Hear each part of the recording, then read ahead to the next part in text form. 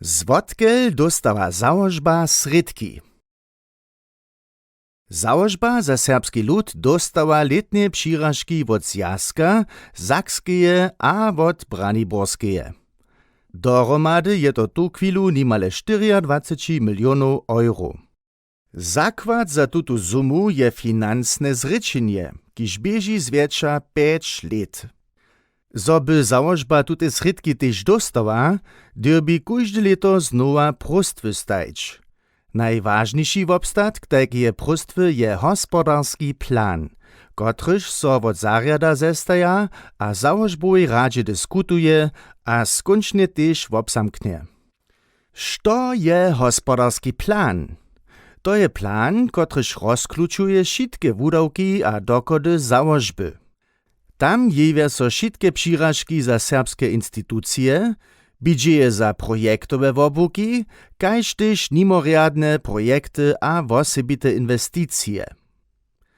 Što je załožbowa rada? K załožbowej radzie słušeja zastuperjo třoch pjenjezydawarjow, łužiskich komunów a čestnohamscy Serbia z Delneje a Horneje Łužicy, kiž so kóžde 4 let znowa wuzwola, dohromady 15 ludzi. Radzie skvalene próstwy so we wotpowiednych ministerstwach pruja, a załožba dostanie přizwolenje. Hakle potem móža so peniazy wotžadać. Lěto na to dybja so wšitke wudawki zestajeć, pruwać a pola peniazy dawarjow wotličić. A kak dojdu nitko fenki k projektam? Procedere je podobny. Załožbowy zarjad dostanie próstwu za spěchowanje. Tuta so pruje a z projektnej přiradu diskutuje.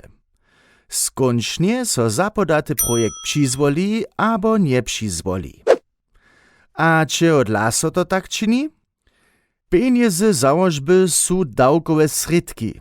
Z nimi ma so zasadnie zlutniwie a swiedomicie wobchadźeć.